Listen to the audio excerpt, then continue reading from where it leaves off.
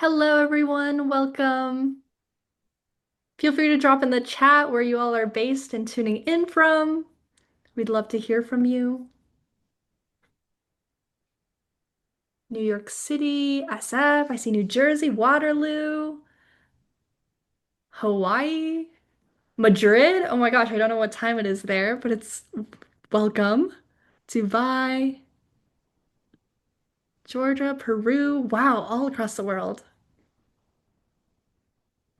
Philippines, Michigan, Greece. This is amazing. Well, thank you so much. We're gonna give a few minutes to let people roll in and then we'll get started soon. If you have any needs, feel free to drop them in the chat and make sure to set your chat to everyone so we can see. London, Germany,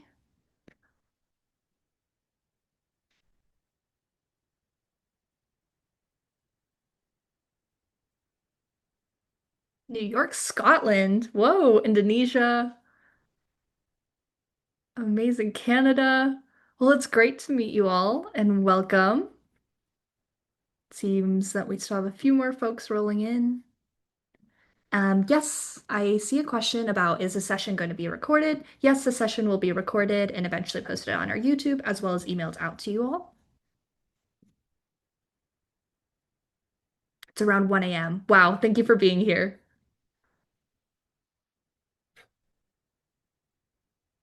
Portland, Oakland. Amazing. Well, welcome everyone. I'm going to go ahead and kind of do our intro to get us started so we can pass off and maximize our time with our panelists. But let me move some Zoom things around. Okay. Hello everyone, and thank you so much for joining us for Figma's Early Career Week. I'm Joanna and I lead higher education marketing here at Figma. It's been such a joy piecing together this event series, especially because I was in the audience just 2 years ago. This week, we're hosting three one-hour virtual sessions live here on Zoom, each one bringing together different designers, product leaders, and hiring managers to talk about their experiences and offer practical advice on how to break into the field. Our mission has always been to make design accessible for everyone, and that includes empowering the next generation of designers with tools, knowledge, and community you all need to succeed. These sessions were born out of feedback from students from across the world, letting us know that the transition from school to career can be quite confusing and anxiety-inducing. We really don't think it has to be that way, and we're excited to have our speakers share what they wish they had known when they were in your shoes. Jump to our next slide. That also leads us into a quick reminder that Figma is free for all students and educators. You can use this QR code to verify your EDU email, and I'll also have Alex drop it here in our chat. Today, we're welcoming designers and product leaders working on AI to talk about what AI actually means for new designers. Tomorrow, we'll be focusing on build a portfolio that tells your story with design managers and recruiters talking about what makes portfolios stand out. And then on Thursday, we'll close out the series with how great teams really work, a conversations with collaborations about designers, PMs, developers from Spotify's team. You'll need to RSVP for each session individually to get the Zoom links, so be sure to sign up for the others, and you could do it in the chat. We'll drop a link for all of the sessions. So you can look for Alex's message.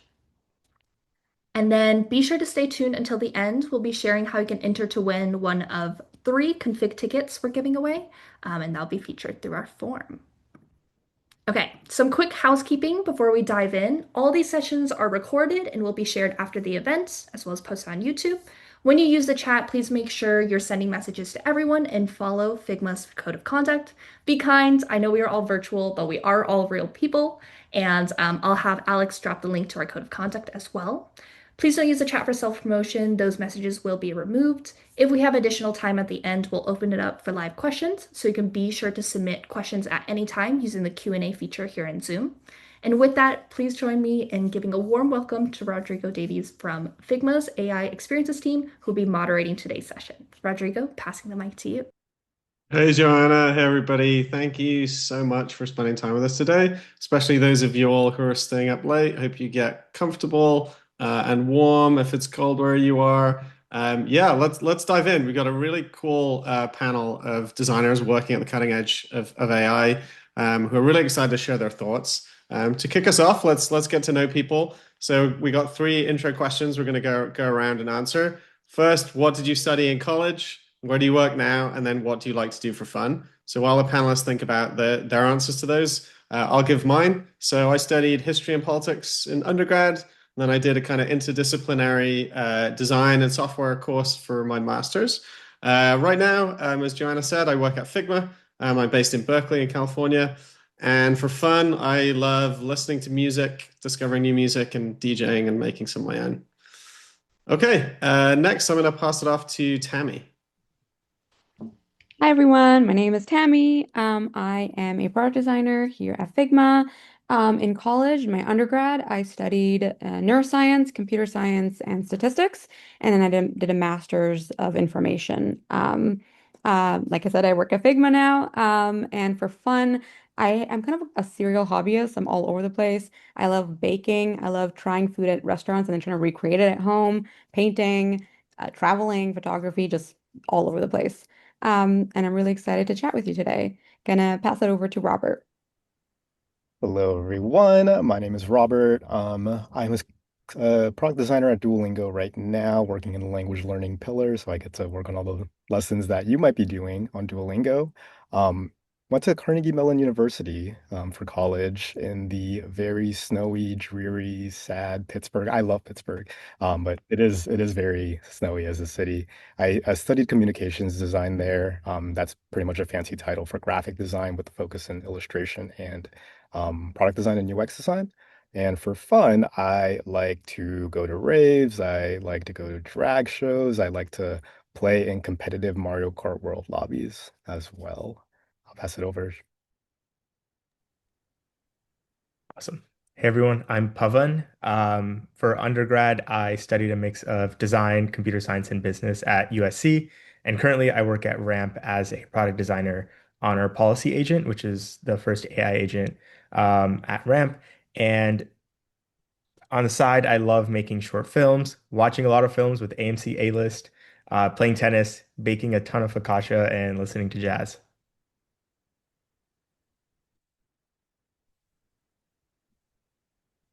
Hello, everyone. My name is Jin. I'm a product designer at Notion. I work for the AI search, AI connectors, and enterprise teams. You could probably tell by my accent, I'm originally from New Zealand. Moved here in 2019. What I studied, and I didn't actually go to college. I did tertiary education and studied graphic design and video post-production and web development. This is way back in 2008. So I'm no longer young. We didn't have things like, UI design, product design. These terms didn't exist back then. And what I like to do for fun, I just really love just designing and building like tools. That's kind of like what I enjoy. I'm always tinkering. I'm always registering domain names. And in my spare time, I also like to play video games and watch a lot of anime. All right. As Elisa said in the chat, what a stacked lineup. I'm so excited to be here with such awesome designers. Um, and thanks for sharing in the chat where you studied and some of the things you like doing for fun, like seeing the Mario Kart love. So any other hobbies that we don't yet have that we should have, please recommend for us. Okay, to get into the heart of our conversation, kick things off, let's start to all the panelists here. Tell us what you work on at your company, and how AI is related to, the products or experiences that you're designing right now. And let's start with Jin. Yeah, sorry, I just had to quickly grab the door. Someone was delivering something. Can you just repeat the last question? Yeah, of course. Sorry, always that's always how the timing goes, right? Yeah, just give us an overview of like what you work on at your company and how AI plays a part in those experiences that you're designing. Sure. So I am working with the team called AI Search and AI Connectors. What that essentially means is if you're using Notion and you connect Notion to third-party tools like Slack, Jira, Confluence, etc., we're able to search across all those sources and come up with a summary or an answer that is connected to your Notion database. On the AI connector side, this means that Notion is connecting to these third-party tools. We also connect to various different MCPs, and the interaction between these two services is the experience that I'm designing at Notion. Super interesting. Robert, do you want to go next? Yes, I can. So like I said a bit earlier, I am working in the language learning pillar where I work specifically on the speaking experiences for Duolingo. I'm working on an AI-powered feature called Video Call, and it's this conversational feature that lets you practice speaking before you actually have to do the real thing. I think a lot of us kind of feel that shared anxiety whenever you're speaking with a real native speaker, and yeah, it's super anxiety inducing, right?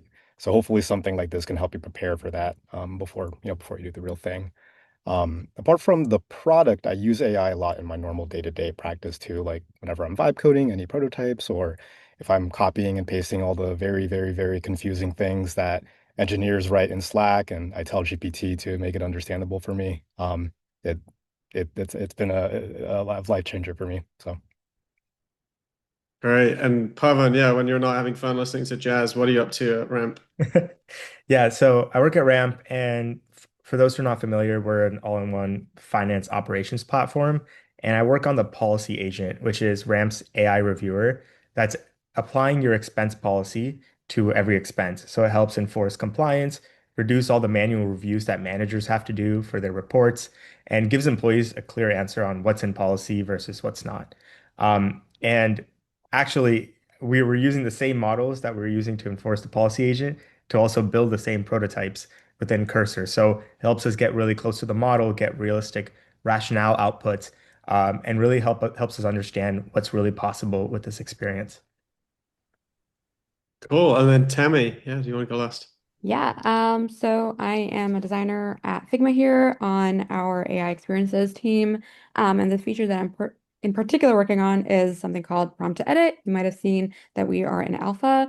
And the goal of this is basically helping you bring your ideas to life through prompting, being able to say, help me do this, help you move faster, take some of that drudgery and tedious work away so you can type something that you want to do and it can help you get that done.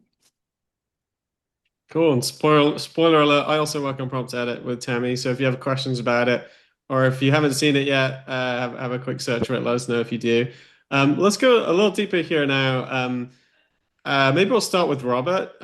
So when you're working on and sort of like shaping these AI-driven experiences, are there like particular like principles that guide your decisions? that is a really good question. I feel like I have three principles in mind that are kind of skewed towards what I do at Duolingo. I think the first principle that I have in mind is to one, like just take advantage of its ability to improv. I think AI has a really amazing ability to improv on the spot. So here's a cool story. Like I was using the video call feature to practice my Spanish, and Lily and I were talking about or practicing ordering at a cafe. And she asks me like, "¿Te gusta el café? Like, what do you like coffee?" And I kind of had a brain fart, and I was like, "Gusta coffee. I mean gusta cafe." Like, so I was just kind of sputtering. Um, and then she was able to understand what I said and kept it going because AI, again, AI is able to parse all this information together and then keep the conversation going. So I think there's always magic in kind of creating prompts that guide the AI and what they can and can't say. And it definitely works out in our use case. Um, there's another principle that I have about always giving the user the ability to take back control. So I think we've all had this kind of experience where we're talking to a customer service representative on the phone, and then you realize they're AI, and like they just keep on interrupting you, and you're like, no, like give me an agent, give me an agent. I think we kind of all should make sure that we're giving the primary user that control. And at least at Duolingo, we make sure that we're able to allow learners to interrupt Lily or interrupt the AI. That's always in the back of my mind. And then maybe for that third principle, it's we're always into making our AI experiences feel very immersive. But we want to make sure that we don't we never replace the human. So in our case, the AI is this like cartoon character named Lily.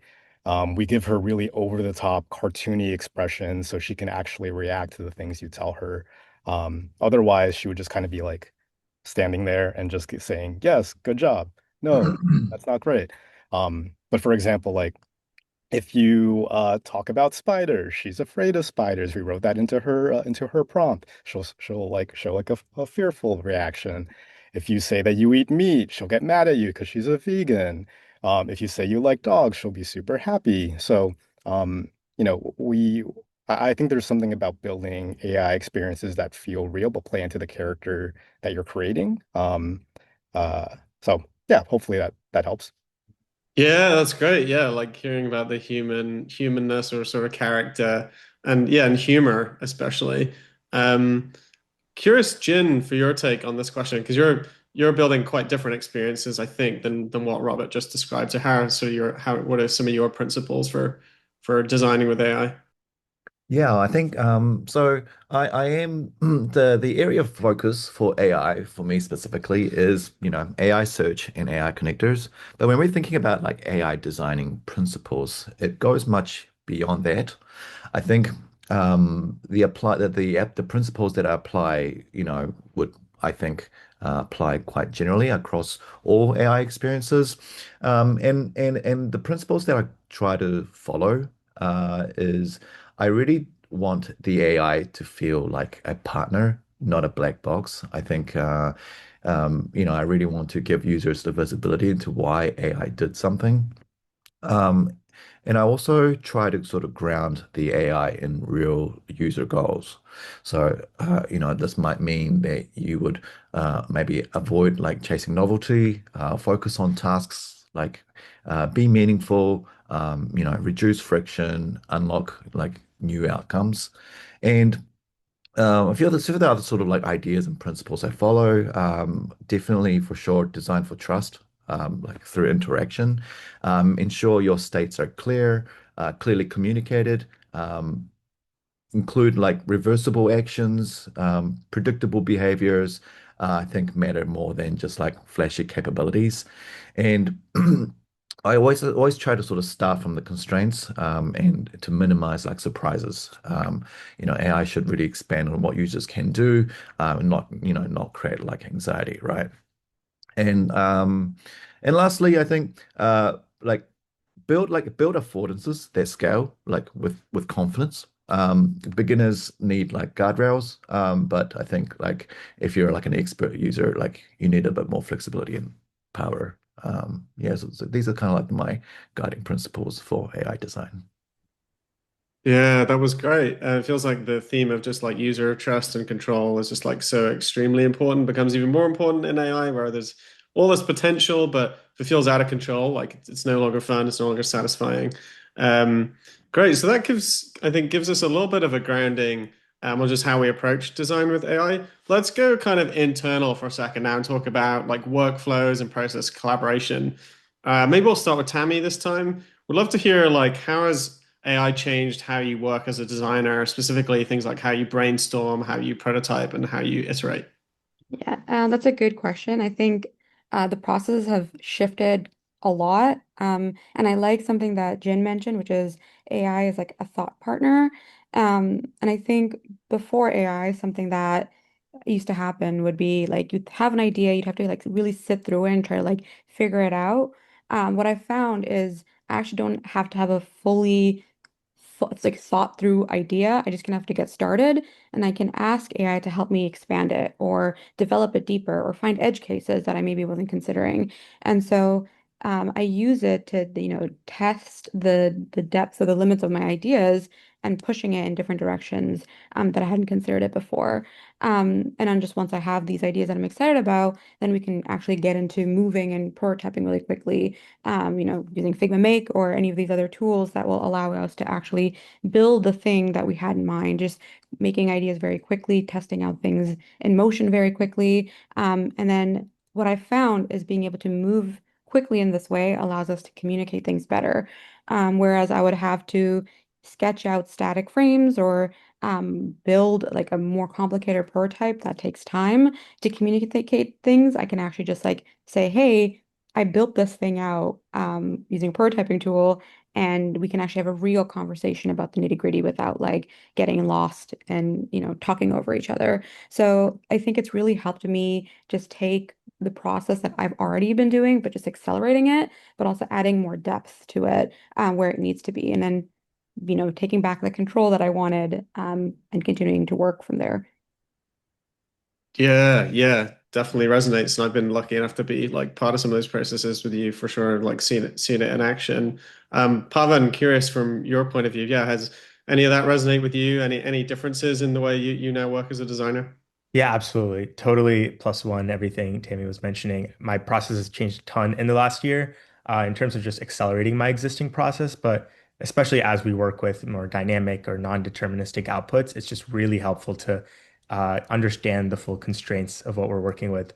So when it comes to like brainstorming, I still start off by coming up with a strong opinionated take of like what I think we should be building, but I jam with Claude a ton. And actually, a hack I found is I'll throw in some of my like opinionated ideas and I'll say, pretend I'm in like a room with three other principal product designers and let's debate this out. And it's interesting. It'll like come up with some personas and help me think through it as if I'm like sitting with my manager or other designers at Ramp. And it helps really iterate really quickly. And when I get into a design review, I'm able to have a really strong opinion. And I also know ahead of time what might be things that people will mention based off of that conversation. In terms of prototyping, I also try to sketch my own ideas really quickly, just so I'm not like anchored by what Figma Make or Cursor are giving me. But it really has sped up a lot of the iteration and getting feedback. Um, you know, putting together prototype managers so that when I send like a prototype to people on my team, they can click through a couple different versions and really quickly assess the trade-offs. I think that's been a big game changer. And then last, just getting it in front of customers really quickly. Like sending a V0 link actually is a big unlock in terms of getting feedback in the early stages. Right. Yeah, I love that. The role playing, also like getting feedback on work. That's definitely something I've used and seen a lot of colleagues use. Um, let's dig into, I'm seeing in the chat a few folks just, wondering about how can you use AI to speed up some of the work you're doing without relying on it too much. I'm curious, maybe we'll go to Jin next. Like, yeah, do you have any thoughts here on just like how you can use AI to speed up stuff you really don't want to, but without just going too far where you're over reliant? I think I think AI obviously is like a very broad term right now. You can use AI to do a lot of different kinds of generative outputs. I think how I apply AI to overcome like tedious tasks really depend on the task that's at hand. Some of the more practical examples that I could share. I really love just taking screenshots of my UI and being like, and being, and using AI as a copywriter and being like, hey, this sounds a little bit too rigid, or can you match this tone with this other view, or can you just generate three title and description examples, right? And it's just going to generate a lot of ton of copy, and it's very intelligent about and considerate about lengths, line breaks, and also it's really great at matching tone as well. And I think, we're busy. I think like copywriting is one of those things that can be overlooked. And so it's a utilizing AI is like a really way to get a copywriter in to the early stages of the process. If I'm, say, prototyping, I think it's for me, obviously, like the extent in which AI can benefit you will probably depend on your existing knowledge of code. Like if you already know how to code, then I think like in my case, I know some code. Like I wouldn't say I'm like a full stack, full-time software engineer, but I know enough to be able to remind myself of certain like React syntaxes or just tell me. Sometimes I forget like how things like closures work. What is this pointing in this context? It's also a really good way for me to uh, create uh, create new interactive experiences very quickly. Like I can describe my thinking. I know how it works in code. I know how to break it down, and it's just a matter of just communicating those instructions to to AI so that it can, help generate the actual executable code that really, that helps me envision the interaction that's in my mind. Yeah, but it's also like a really good way for me to learn, I think. Learn code, or learn any sort of technical details. If I come out of a stand-up and the engineers are discussing something quite technical, I oftentimes go back and just ask AI on what these things mean instead of having to like tap the engineers on their shoulders every time I'm confused about something. It's like a really good educational tool at work. Yeah, really, really inspiring. Tammy, I feel like I've got to ask you, since you've actually built tools for designers to use AI to speed up some parts of their process, curious how you use AI in that respect and how you think about like the right level of reliance on it. Yeah, so it's a little bit unfair because the tool that I like to use in Figma is prompt to edit. And so unfortunately, like we can't be like, go try it out because it's still an alpha. But I will say that for me, something that Jin mentioned about it really depends on the task. I also think kind of depends on you and what you care about. Some people really love certain things and other people really hate other things. And so somebody who wants to really focus in on the details might be really excited about those things and want to take over, but other people might be more excited about like the big picture stuff. And so it really just depends on which part of the process you think is tedious and which one isn't. For me, I love like the final little detail tinkering parts of it. So I would love when I get to use AI to get the broad strokes, and then I can come in at the end, take over, and then like finalize it, make it pretty, make it whatever is that brings me joy. Typically, I like to use prompt to edit to do a lot of like the really annoying, boring stuff.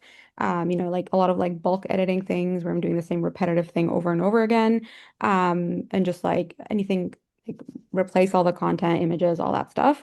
But for the people who, maybe like, don't have access, something that I have done in the past was use some of these like AI tools like Cursor or whatever to build Figma plugins because the cursor can actually help you set that up, build it, and then you can actually, automate a lot of the stuff that you're working on off the bat.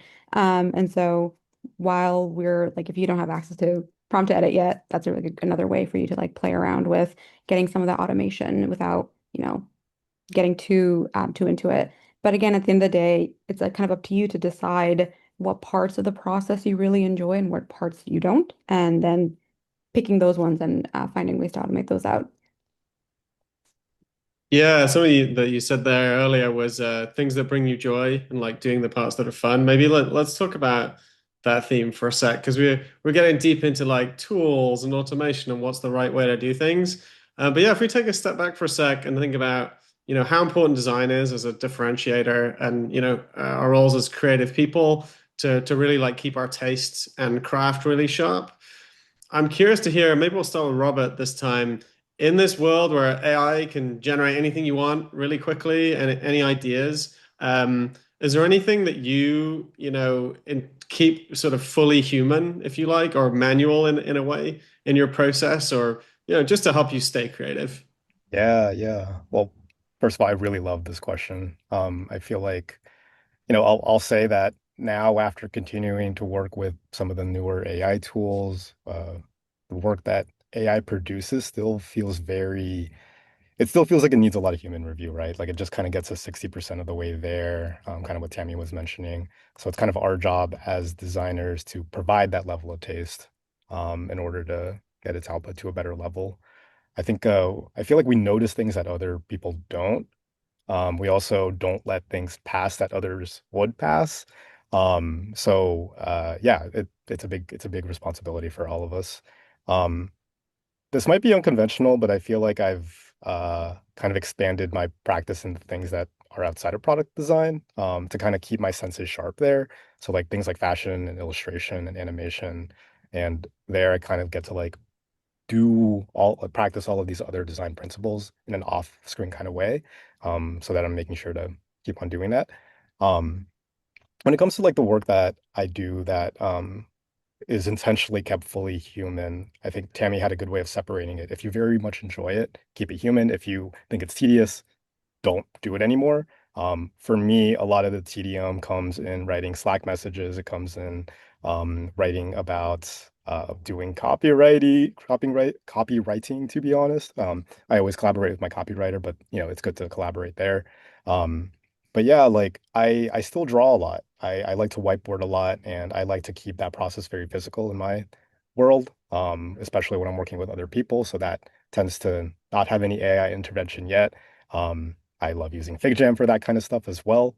Um, Sometimes, if I'm feeling very brave and frivolous, I will take some of the screenshots from that FigJam board and maybe ask the AI, like, hey, like, what do you think about this? Kind of what somebody else mentioned here, like using, like simulating other principal product designers as an AI form to kind of jab at the ideas that you've been working on. But for the most part, I like to keep these things, the jamming part separate from the AI part of things. Yeah, yeah, makes sense. Pavan, how about you? Any off-screen or other ways you other things you keep intentionally manual? Yeah, absolutely. I think when it comes to the actually working on the product, I try to sketch ideas myself before trying to get ideas from Claude or like Figma Make. And it just helps, I think, build a great opinion first for myself. And it makes me feel like, okay, my thinking is still sharp. And it's good practice. I think also constantly refining taste. I'm always in like Arena or other platforms, just constantly trying to like curate and then intentionally like step back towards the end of the week and try to like um, define how my taste has evolved and kind of principles I want to take forward. And then I love kind of animation. I feel like those small little interactions and animations and curves, I like to just really play around with those a ton. I feel like that's just something it's pattern matching, but it's kind of pattern matching based on things you've collected and experienced over a long period of time. So I think it's just like a feeling that you have to get. So those are things I like to just be a lot more intentional about and keep in my process. Yeah, wonderful. Keep the questions coming in the chat, by the way. Some really, really good ones. We'll get to as many as we can. Jin, over to you. Tell us a bit more about how things you choose to keep fully human in your process, if any.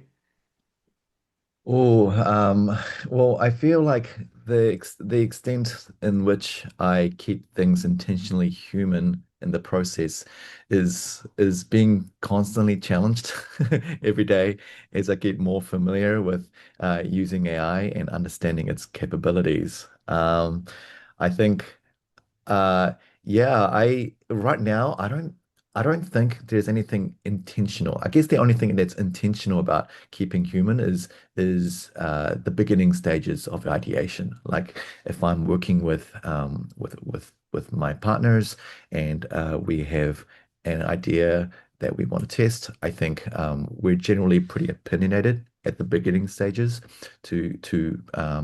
yeah, I think that's we're quite opinionated about our ideas and about the solution that we want to apply. Um, and AI may or may not help us throughout that journey, but I think in general, the beginning stages would probably be something that I'm very intentional about.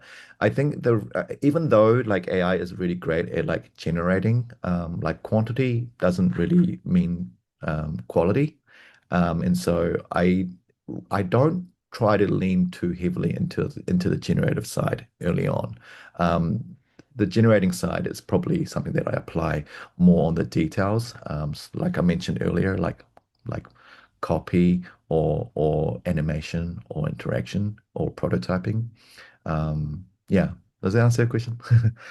Yeah, for sure. And I was just thinking it's so interesting working on prompt edit and talking to folks about use of AI in the design process. I feel like we see people right across the spectrum. Some people would give an answer very similar to what you just described of like you want to, use AI in the later stage of the process. And some people would give the exact opposite answer of I want AI to do this sort of scrappy generation up front, and then I want to perfect the details on my own.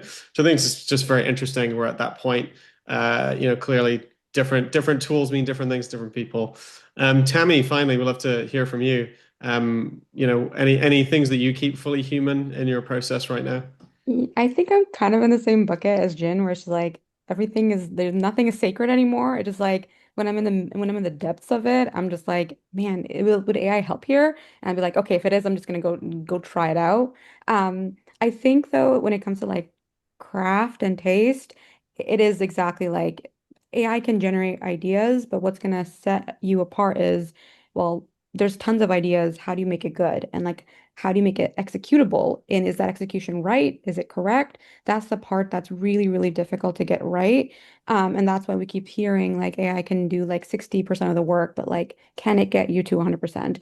And so it's less about, for me, about like, I want to preserve this, the sacred part of designing and more about like, based on what is it that I'm trying to envision? What is it that I'm trying to make happen? Where can I use AI to like fit it in? And sometimes that's at the beginning, sometimes it's at the end, sometimes it's in between. And it's more about, do you know how to prompt the AI? Do you know how to use the AI as a tool, as a means to communicate and execute on your excellent ideas? And you'll find that is like the thing that sets somebody who's really good at using AI apart, because they know the limits of the AI. They know how they must steer and guide what to say to it, how to give it context, what information it does or doesn't need to produce the things that they're looking to get out of it. And that part, that context, that data, that information that you're providing to the AI, that is your taste, that is your craft. And I think that's the intentionality. Like, how do I curate that context that makes the AI better?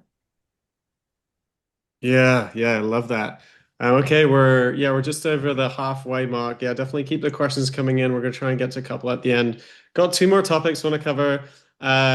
First one is just about collaboration in teams, and then the second one is about get some advice for early career designers. Let's talk about collaboration on teams. So obviously, all of us work on large teams of people. As AI is becoming more central to product development, there's a lot of talk of just like how the lines of design, product, and engineering are shifting, and potentially what that means for people starting out in the industry. So I'd love to hear the panel's take on this. I'll give my 2 cents while folks think about that question.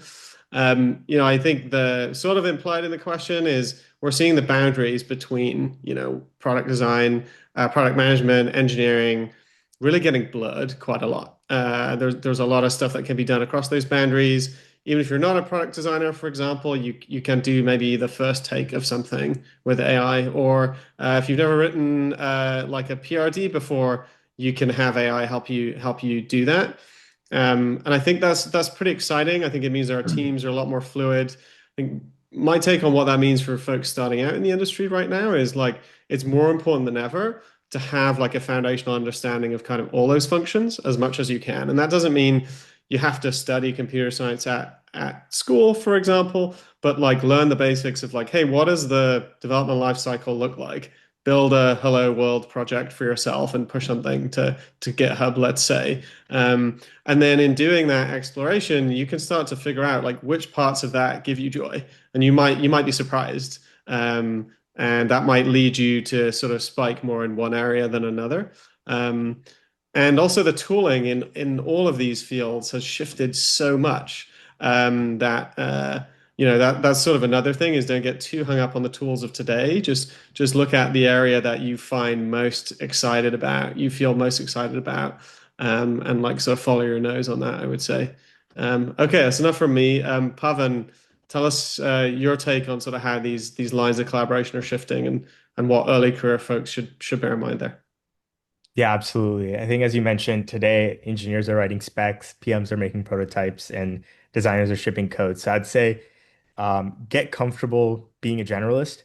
Ultimately the job is to deliver a great product that addresses user needs, achieves business outcomes, whichever way that it takes. And so all of these skill sets will be table stakes, and get really good at like building, testing, iterating, and building that like empathy for your customer. I think that's the unique selling point of like a designer. And be comfortable with the ambiguity that comes with it. And I think like for someone starting off in the industry, I'd say like continue to spike on like building a ton of empathy with users and customers. Building that context, as Tammy was mentioning, using that context to build your prototypes and parts of your design process, like amplifying that. Visual craft, I think the foundations are still really, really important to know so that you can critique the designs that are generated by an AI or design it yourself. And I would say definitely refine communication and storytelling. One thing that's pretty common is like, I mean, you're going to work within teams, so you need to be able to communicate and tell a story really effectively. So the real work of human collaboration and alignment is still going to be there. And at least for now, you won't have AI helping you communicate live. Maybe that'll change, but I think that's definitely something that will continue to be a valuable asset. Robert, how about you next? I think Pavan took a lot of the words out of my mouth, so I'll echo a lot of those points as well. But maybe one thing that is unique that I've been exploring myself at Duolingo is this kind of 60/40 rule amongst design, product, and engineering, where the designers, PMs, and engineers are kind of expected to do 40% of the other roles' jobs. If that makes sense, we could think about it between design and PM. But for example, a designer should be able to do 40% of a PM's job, and a product manager should be able to do 40% of a designer's job. And a lot of the overlap right now is kind of in the soft skill space, right? So being able to talk to stakeholders, managing expectations up and down, and then also just being able to prototype with AI, because that's something that we're all able to hopefully be able to do now. But the things that we keep sacred to ourselves, that 60%, that really gets into our craft and like the things that we can do very well that is more representative of our traditional skill set. So echoing a lot of the things that others have already said here, like, we have taste, we know Gestalt principles, we know design principles. These are the things that keep our positions and roles kind of unique to ourselves. So the 60/40 rule is kind of there to help us know that the lines are kind of blending, but we also know that, we still kind of hold on to the things that are uniquely our jobs, if that makes sense. Definitely does. I feel like there's a great blog post in that 60/40 rule waiting to be written. Jin, how about you? Man, this is the thing about going near the last. There's so many great ideas that are already shared. I think I resonate with so many of the things that Robert and Pavan have already said. I think, how are lines being blurred? You know, it's funny because when I graduated, right, like I said earlier, it was graphic design and there was no product design. No, there was no UI design, UX design, AI design. These terms didn't exist. And I think, but the work that we did back then is quite similar to the kinds of like thinking and the work and the processes we apply today. And so, when I think about how AI is blurring the roles of like designers and PMs and engineers, I think it's less about like what that specific title or role means and more about the, the outcome or the experiences or the things that we want to build and our customers to have. And I think really like, you know, PM and engineering and you're a designer, you're an engineer, you're a PM, these kinds of arbitrary lines are just something that we have internally for organizational structural sake. But I think we're like everyone in the company are really just end of the day builders and thinkers. And I think like Robert was saying, or maybe it was Pavan, that AI is really there as a thought partner and an amplifier to help us accomplish those final end user experiences. In terms of like what that means for like new designers, I mean, obviously, uh, AI in today's world still has limits. So, just tinkering a lot, using it on a day-to-day basis, so that common behavioral patterns become familiar to you. There's like AI is completely new. There's a certain portion of a brain that hasn't really been accustomed or been familiarized to AI, like hey, like we've been with you know, using the door or using certain like existing like UI paradigms. So it's I think it's really important to sort of continuously, consistently train that muscle. And that might mean that, you know, you get more familiar with like model capabilities, and understand how prompt shaping works. Like understand how system constraints can you know, influence like a non-deterministic sort of outcome. Yeah, so tinker a lot, play a lot, and just and just continuously just experiment is, I guess, my advice for new designers. Great. Yeah, we're about to segue on just pure advice for early career designers. But Tammy, anything you would add? Oh man, I think everyone just said everything, but I guess the only thing I'll say, and I think Rodrigo, I hope you can corroborate this, but like within our own teams, there is a lot of line blurring where I think, like everyone's mentioned, it's become where we're just a team of people who are building things. So situations where like the engineers on my team might be busy, I will go in and I'll code something that we will then push to production. Maybe I need support for something, and Rodrigo can will step in and be like, okay. I can take that. And then we can kind of just like say, hey, here's the plate of work that needs to happen. And because we have some of this like support or with AI, we can kind of just like say, I have the capacity, I have the capability to just work together as a team and get the thing done.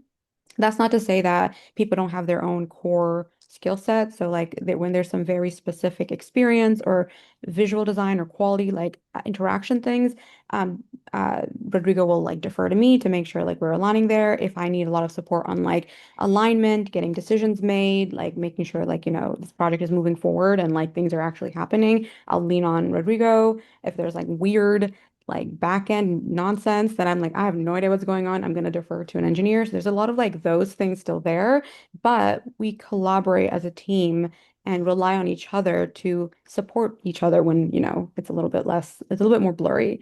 Um, yeah, I'll leave it there. Yeah, that was great. And I think one reflection I'm having is like a lot of this role blurring has always been possible, and has always been advantageous, but maybe AI is just making us more confident in doing it. And I think there's a kind of a lesson there of just like so much of being successful in your role is just like, proceeding with an opinion, I think as Pavan put it, and like, going with a little bit of confidence, believe in yourself and your teammates. Um, let's just talk specifically about some advice for early career designers now. Maybe we'll start with Pavan this time. What are students or early career designers getting right and wrong about learning design in the age of AI? Oh, that's a tough one.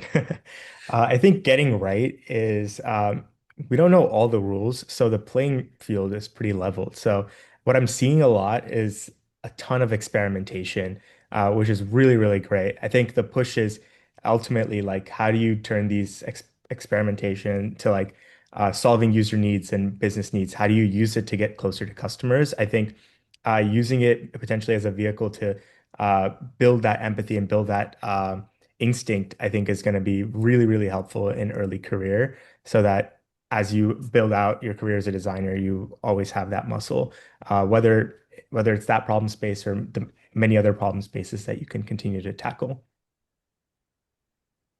And Robert, do you have any hot takes on this? What early career designers are getting right and wrong? I, a very hard question. I feel like getting right. I think I've seen a lot of people in university and in early career folks who are just becoming more familiarized with the tools that we're using, and like just learning all of its limitations and learning when things that are out there in the world aren't human or aren't AI made. Like for example, like I think it's actually both super incredible and also very scary that my 11-year-old Gen Alpha niece can look at a video made by Sora and be like, "Oh, that's AI," and I'm like, "How do you know?" Like, I didn't know that. Like I was tricked by it. But I think just developing that muscle, especially as a designer, because you're gonna have to be expected to make that distinction. And maybe it's okay in the future that there isn't a distinction, but we're not there yet. When it comes to getting wrong, I feel like we've already talked about this in the past, but yeah, just like using AI to design for you, it's not necessarily there as like a as an execution partner or as an executioner, like Tammy was mentioning earlier. But it's just there to collaborate alongside you. And so knowing when to provide that level of taste to shape and curate those prompts is just going to be super important. And I think I hope that not a lot of folks are just relying on AI to make final deliverables. Yeah, yeah, makes sense. And yeah, someone wants a game show idea, I for AI. I feel like that could be a real hit. We got, yeah, 10 minutes left. Let's do one quick lightning question, maybe for Tammy and Jin this time, and then we'll get to a couple of audience submitted questions and see which of our panelists want to speak to these. So yeah, Tammy, let's start with you this time. What's your advice for new designers who feel intimidated by AI or just kind of unsure about how to get started? I think we've all like touched on this a little bit, but it's just tinker around and be curious. I think you can also use AI to ask questions and just poke. Anytime you build something or try something, ask why. Why did you do that? Why is it built this way? And it can kind of like self-explain what it's doing and why, and you can learn a lot about like how systems are built through that. Something that I've also personally done as I kind of like evolved in my AI journey is notice what kinds of information give what kind of responses. Pay attention to, if you're being more verbose, if you're being less verbose, what information have you given it? What have you not given it? Pay attention to the way it responds and notice when it's giving you results that you actually enjoy or like are helpful to you, and then kind of like reverse engineer why it gave you that result. And that will help you build an intuition for how to use it. Play around with different tools that are out there. Like get curious about things that people are building, see what they're doing, see if there's ways you can recreate things. Just the goal is in this age, just play around with it, try things out, and be curious about what you're building. And then, yeah, lastly, Jen, any advice here? Yeah, I guess it's not, feeling intimidated by AI isn't exclusive to just new designers. I think AI is still so new that even myself, I personally get intimidated as well. I think when we feel intimidated about something, it's really important to step back and ask ourselves why. What are the characteristics of AI that make us feel intimidated? Is it the fact that, we are afraid that it might replace our jobs? Is it because AI can design better? Or is it because it's just such unknown territory and it just feels complex? I think going through these questions are some are the questions that I personally ask myself on a day-to-day basis. But it's like here's a different sort of analogy. Let's say you're a designer, we've all designed portfolios before, but we always look back at a portfolio we've designed maybe a year or 2 years ago. And we always tell ourselves like, oh man, I can't believe I made those decisions. This portfolio looks so bad. But it didn't look bad at the time, right? Like, that's we felt confident in our design decisions at the time. But after giving it some time, we've developed that taste or sense that to understand that it's not as great as it should be. That to me tells you that you've grown. That is a sign of growth. And I think similarly, a year from now, we're all going to be so much more wiser and comfortable and more confident in using and being and applying design and thinking about AI design experiences that I think this sort of like continuous growth is completely natural and it's happening behind the scene whether you are conscious of it or not. So have confidence knowing that we're all continuously growing and that things that are scary today will probably not be as scary tomorrow. Is probably my takeaway advice for everyone. Yeah, it's such a great reflection. Kind of reminds me of the Will Smith like spaghetti meme, like looking back and wow, how bad did that look? And like just the bar is being raised all the time, which is really great. Okay, we're almost at the top of the hour. I think we've got time for maybe like one of the questions that was submitted. Um, let's go with what specific and any of the panelists, if you want to just come off mute and answer this if you feel inspired. What specific AI fluency skills are companies looking for these days? How much AI experience do employers expect of new designers?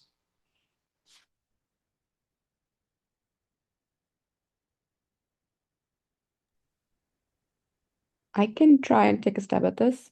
I don't know if there's actually like some tried and true expectation out there for what you must know about AI. I think it's more like, do you have an intuition about like what's helpful to have is, do you have an intuition about AI? Do you know how to get started and tinker with it and kind of move forward? It's about, do you have some sort of process or idea or system in place that helps you just build the things or the tools or whatever it is that you're doing move faster. I'm not sure if there is an exact AI requirement and more just, do you have a good sense of how this AI space works? Do you understand how it is used, its limitations? Do you just have that knowledge there? I don't know if anybody else has a different thought there. Yeah, plus one, at least for Duolingo, like we're not necessarily looking for like a specific AI process that you put into your portfolio, and then that's something that is a big highlight. Like for us, it's really like, have you explored it? Do you have a process around it? Are you exploring to op to are you open to exploring other processes that are involved with it? Because no one really knows what the heck we're doing with AI. Um, we're all exploring all together. And more importantly, I think since we're not really looking for AI in that sense, it's more so about like, do you just have the basic fundamental design skills that can help you get the results that you want from AI? Because I think that that's more important right now.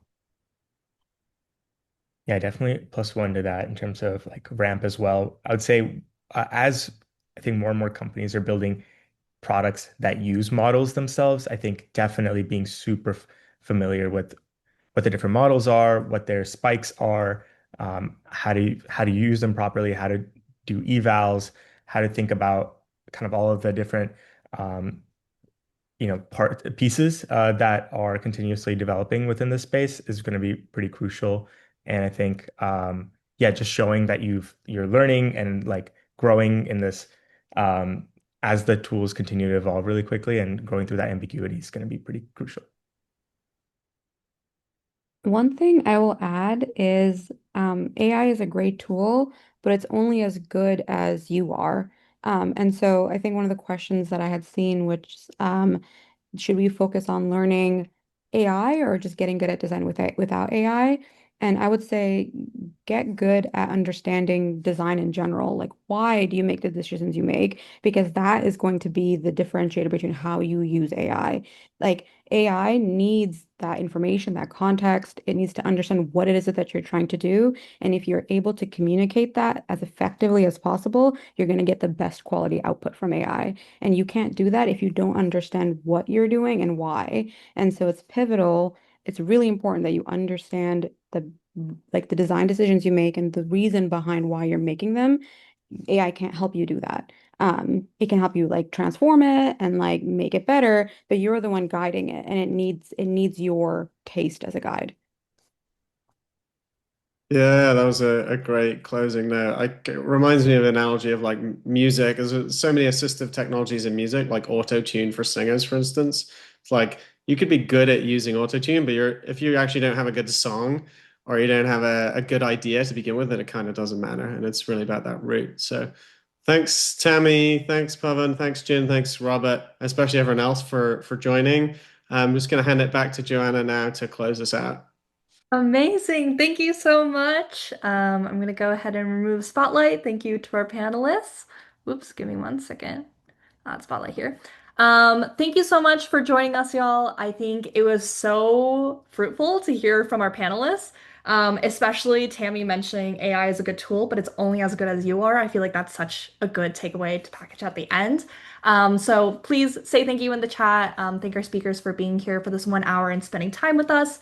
And before you all head out, we'd love to hear what you thought of the session, if you have additional questions as well. And please take a moment to fill out this feedback form. It's also your way of entering to win one of the 3 config tickets we're giving away.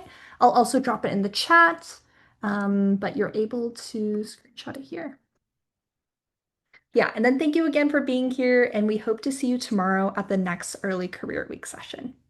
Thank you all.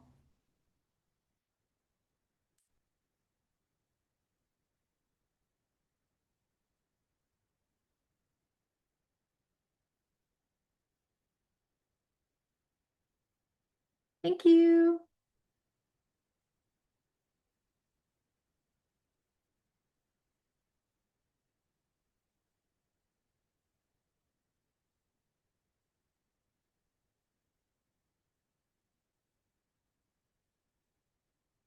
All right, closing the webinar now, but be sure to grab that link when you can. Thank you.